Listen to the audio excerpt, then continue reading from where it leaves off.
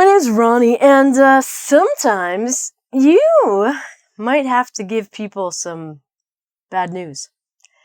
And that's never easy. It doesn't matter how well you can speak English, how fluent you are in English. Sometimes your job will make you give people bad news. So, for example, if you're at work and maybe you work in the HR department, or you have employees that help you out, or friends at your job. So any work situations where you're speaking to other people, sometimes you have to break some bad news to people. Relationships. Maybe you hate your girlfriend, but you kind of have to be nice to them and break up the relationship, maybe nicely. Not just a text, I hate you, bye. Well, that's the easy way. I don't recommend that. If you work in the healthcare field, sometimes you've got to give some bad news to people.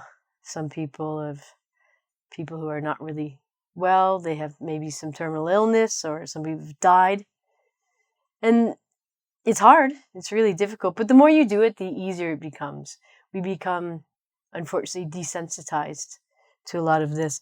Sometimes you're going to have to tell your family or your friends bad things. Mom, I smashed your car.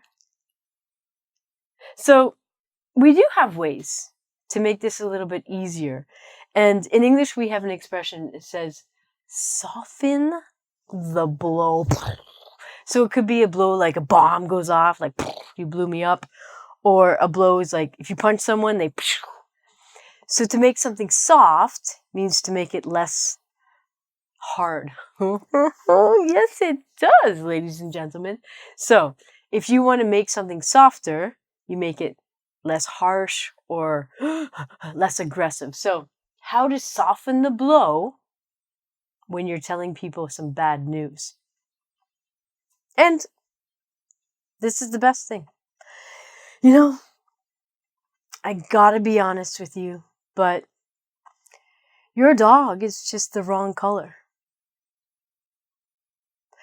If you tell the person honestly, straightforwardly, directly, it helps them a lot. You don't want to come into a room and, like, oh, hey, I like your new shoes. I hate you, I hate you, I hate you, I want to kill you. Oh, yeah, I like, yeah, that's a nice dress. Yes, good. And, I hate you. Oh, so don't we say beat around the bush? Don't talk about other things. As soon as you sit the person down, be direct with them. But make it a little bit nicer. This is hard for me to tell you, but I'm sorry, you can't live here anymore. Your pet hamster is just running all around the place and causing terrible, terrible things to happen to my cat. Again, telling people how honest you are about things, for some reason, it's very comforting. I'm not going to lie. So you're being like super, super honest about it. We have another expression called sugarcoat. So sugar is a very sweet thing. It's very delicious, right? So you're going to say, I'm not gonna sugarcoat it. Now, maybe you're looking at this board and saying, gonna? Ronnie, what does gonna mean? Gonna is the short form of going to. So I'm not gonna lie. I'm not going to lie. I'm not gonna sugarcoat it. I'm not going to sugarcoat it, but bam, then you hit them with your news. I'm not gonna lie, but I really don't ever want to talk to you again. And people are like, oh, okay, fine, thank you. And exit room. Bye, you're gone. When you're telling people bad news in a healthcare situation, wow, I'm sorry to have to tell you this. And again, you're being genuine. You're being real with the people. You're being direct. I'm sorry to have to tell you this, but your grandpa is, he's not going to make it. Oh, okay. And then you wait for the feedback. There's no easy way to say this.